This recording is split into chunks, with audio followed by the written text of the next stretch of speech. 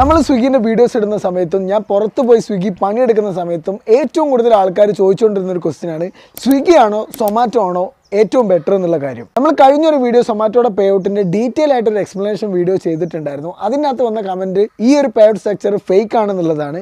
Actually കേരളത്തിലെ എല്ലാ ജില്ലയിലും ഒരേപോലത്തെ പേ ഔട്ട് സ്ട്രക്ചർ അല്ല എന്നാണ് എനിക്കറിയാൻ സാധിച്ചത്. അതുകൊണ്ടായിരിക്കാം നിങ്ങൾ ആ പേ ഔട്ട് സ്ട്രക്ചർ ഫേക്ക് ആണെന്ന് പറഞ്ഞത്. ഞാൻ ഇട്ടിട്ടുള്ളത് കോഴിക്കോട് എനിക്ക് കിട്ടിക്കൊണ്ടിരുന്ന പേ ഔട്ടാണ്. സോ എനിക്ക് കിട്ടിക്കൊണ്ടിരിക്കുന്ന ആ ഒരു എമൗണ്ടിനെ കുറിച്ചാണ് ഞാൻ ഡീറ്റെയിൽ ആയിട്ട് അവിടെ എക്സ്പ്ലെയിൻ ചെയ്തത്. ആ വീഡിയോ നിങ്ങൾക്ക് കണ്ടു കഴിഞ്ഞിട്ടുണ്ടെങ്കിൽ ഒരു സൊമാറ്റോ ഡെലിവറി ബോയ്ക്ക് മന്ത്ലി എത്ര സാലറി കിട്ടുന്നു എന്നുള്ളത് നമുക്ക് കൃത്യമായിട്ട് കോഴിക്കോടുള്ള പേയ്മെൻറ്റ് സ്ട്രക്ചർ വെച്ച് അറിയാൻ പറ്റും.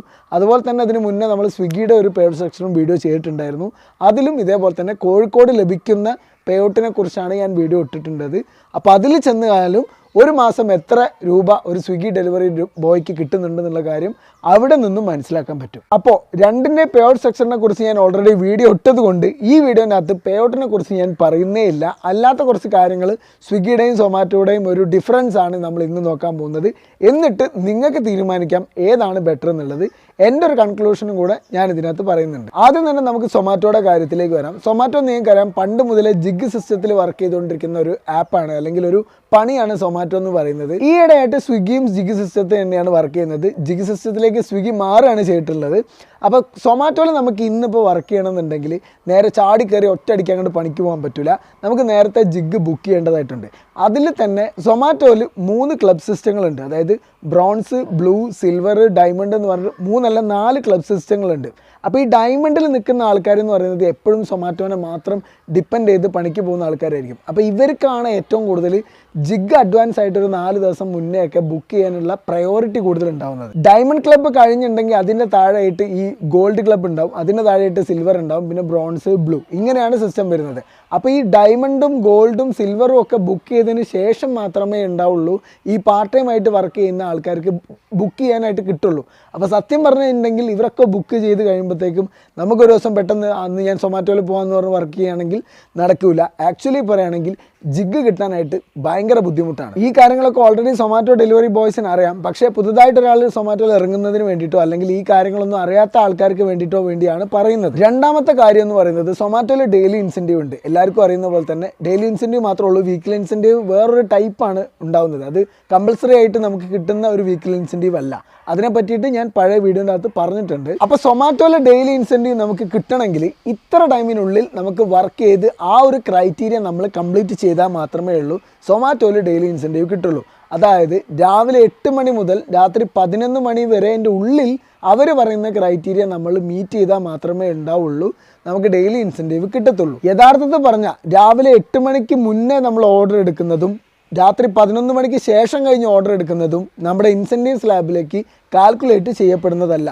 അപ്പോൾ 8 മണി എന്നുള്ളത് കറക്റ്റ് 8:01 മുതൽ നമുക്ക് ഓർഡർ എടുക്കുന്നതായിരിക്കും നമ്മൾ ഇൻസെൻറ്റീവ് സ്ലാബിലേക്ക് ആഡ് ആവുന്നത്. ശരിക്കും ഒരു ഓർഡർ ഇല്ലാത്ത ദിവസം ഇതൊരു ഭയങ്കര ബുദ്ധിമുട്ട് തന്നെയാണ്. രാവിലെ 8 മണി മുതൽ നമ്മൾ 11 മണി വരെ വർക്ക് ചെയ്തിട്ടും നമുക്ക് കാര്യമായിട്ടുള്ള ഓർഡർ ഒന്നും കിട്ടിയിട്ടില്ല, ഇൻസെൻറ്റീവ് കാൽക്കുലേഷനിലേക്ക് മെറ്റ് ചെയ്തിട്ടില്ല എങ്കിൽ 11 മണിക്ക് ശേഷം നമ്മൾ ഓർഡർ എടുക്കുകയാണെങ്കിൽ അത് ഭയങ്കര നഷ്ടമായിരിക്കും. കാരണം എന്ന് വെച്ച് കഴിഞ്ഞാൽ ഇപ്പോൾ ഉദാഹരണം പറയുകയാണെങ്കിൽ 12 ഓർഡറാണ് നമ്മൾ ഇൻസെൻറ്റീവ് സ്ലാബിലേക്ക് കാൽക്കുലേറ്റ് ചെയ്യുന്നതെങ്കിൽ അന്നത്തെ ദിവസം തീരെ ഓർഡർ ഇല്ലെങ്കിൽ 11 ഓർഡറും എടുത്ത് നമ്മൾ 12ാമത്തേന് വേണ്ടി 11 മണി വരെ വെയിറ്റ് ചെയ്തിട്ടും കിട്ടിയില്ലെങ്കിൽ അന്നത്തെ ഒരു ദിവസം ഫുൾ ഡേ നമുക്ക് ആ ഇൻസെൻറ്റീവ് കിട്ടില്ല. കാരണം അന്ന് രാവിലെ തൊട്ട് വൈകുന്നേരം വരെ വർക്ക് ചെയ്തത് ഏറെക്കുറെ വെറുതെ ആയി എന്നുള്ളൊരു സൊമാറ്റോയ്ക്ക് ഫ്രീ സർവീസ് നടത്തിയ പോലെ ആയി പോകും.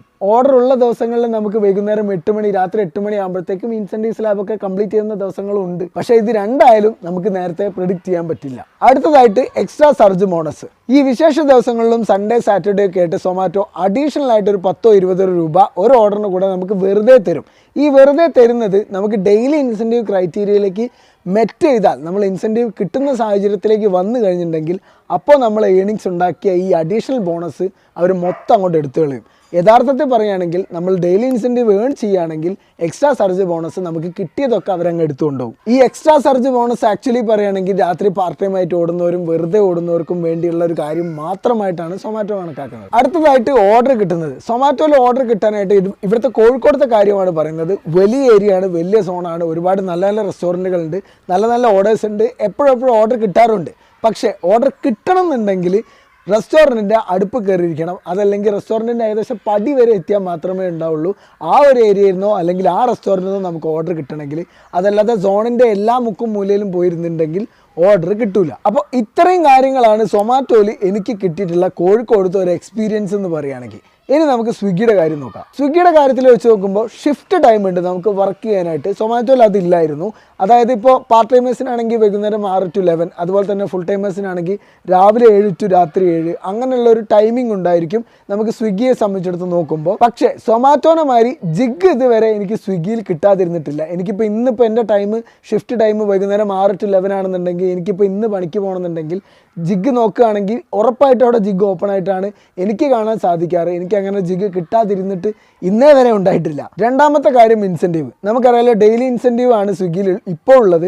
വീക്കിലി ഇൻസെൻറ്റീവ് ആദ്യം ഉണ്ടായിരുന്നു, അതിപ്പോൾ എടുത്തു കളഞ്ഞു. ഈ ഡെയിലി ഇൻസെൻറ്റീവ് നമുക്ക് കിട്ടാനായിട്ട് സ്വിഗ്ഗിയിൽ ഇത്ര ടൈമിനുള്ളിൽ മാത്രമേ എടുക്കാവൂ എന്നുള്ളതില്ല. സൊമാറ്റോയിൽ അതുണ്ടായിരുന്നു, ഞാൻ പറഞ്ഞല്ലോ 8 to 11 ആ ഒരു ടൈമിനുള്ളിൽ മാത്രമേ സൊമാറ്റോയിൽ ഡെയിലി ഇൻസെൻറ്റീവ് കിട്ടുള്ളൂ. പക്ഷേ സ്വിഗ്ഗിയിൽ നമുക്ക് 24 hours എപ്പോൾ എടുത്താലും ആ ഓർഡറിൻ്റെ ഇൻസെൻറ്റീവ് കൗണ്ടിലേക്ക് അന്നത്തേക്ക് അത് കാൽക്കുലേറ്റ് ചെയ്യും. പിന്നെ സൊമാറ്റോയിൽ നമ്മുടെ ഈ ഡയമണ്ട്, ഗോൾഡ്, സിൽവർ, ബ്രോൺസ് എന്നൊക്കെ പറയുമ്പോഴത്തെ ക്ലബ്ബ് ഇവിടെയും ഉണ്ട്, സ്വിഗ്ഗിയിലും ഉണ്ട് ഗോൾഡ്, സിൽവർ, ബ്രോൺസ് എന്ന് പറഞ്ഞിട്ട്. പക്ഷേ അതിനകത്ത് ഈ ജിഗ് ബുക്ക് ചെയ്യുന്നതിൻ്റെ ഒരു ക്രൈറ്റീരിയ ആയിട്ട് അതിനെ ഇവിടെ കണക്കാക്കാറില്ല സ്വിഗ്ഗിയിൽ. ഞാൻ ഇതുവരെ അങ്ങനെ കണ്ടിട്ടില്ല.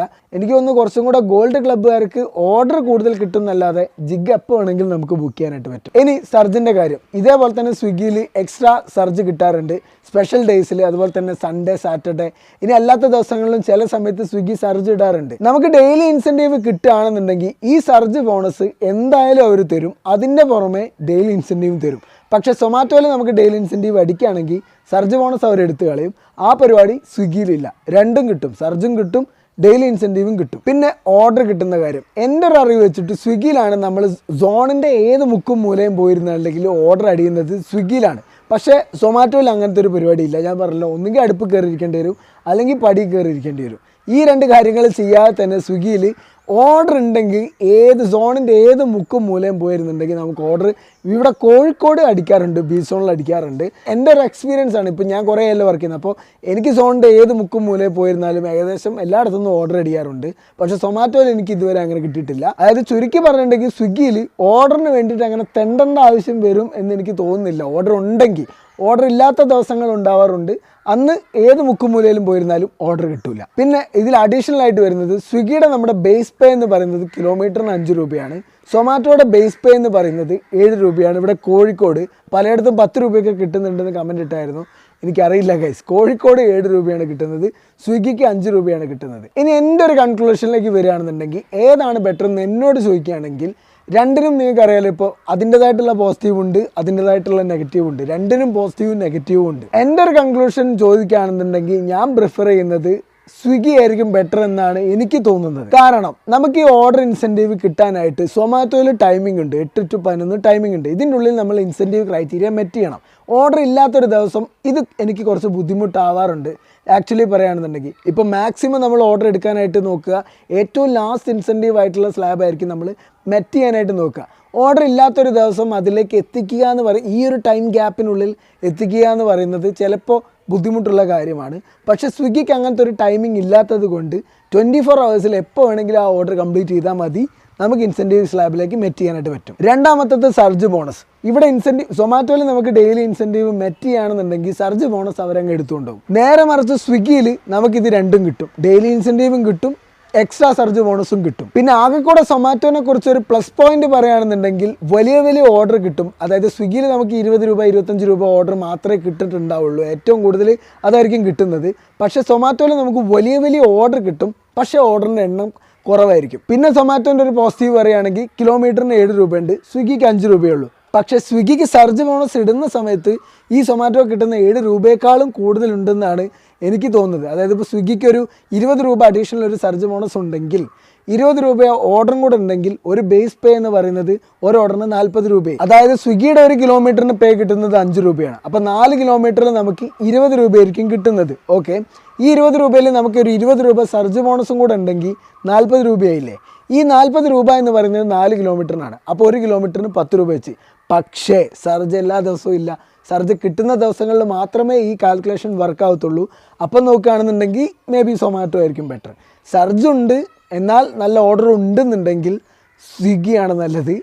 സർജ് ഇല്ല എന്നാൽ നല്ല ഓർഡർ ഉണ്ടെന്നുണ്ടെങ്കിൽ സൊമാറ്റോ ആണ് നല്ലത്. അപ്പോൾ എൻ്റെ ഒരു ഫൈനൽ കൺക്ലൂഷനിൽ വരികയാണെന്നുണ്ടെങ്കിൽ നല്ല ഓർഡർ ഉണ്ടെന്നുണ്ടെങ്കിൽ സൊമാറ്റോയിൽ ജിഗ് കിട്ടുന്നുണ്ടെന്നുണ്ടെങ്കിൽ സൊമാറ്റോ ആയിരിക്കും ബെറ്റർ.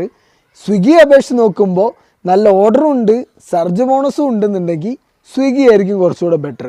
രണ്ടിനും ഓടാൻ പറ്റുന്നുണ്ടെങ്കിൽ നിങ്ങൾക്ക് അത്രയും ബെറ്റർ ആയിരിക്കും എന്നാണ് എൻ്റെ ഒരു കൺക്ലൂഷൻ. കാരണം രണ്ടിനും പോസിറ്റീവും നെഗറ്റീവും ഉണ്ട്. അപ്പം ഇതാണ് ഇന്നത്തെ വീഡിയോ. എൻ്റെ ഒപ്പീനിയൻ ഷെയർ ചെയ്യണമെന്ന് എനിക്ക് തോന്നി. ഓക്കെ, എല്ലാവരും ചോദിക്കുന്നുണ്ടായിരുന്നു. അപ്പോൾ see you on the next video. By.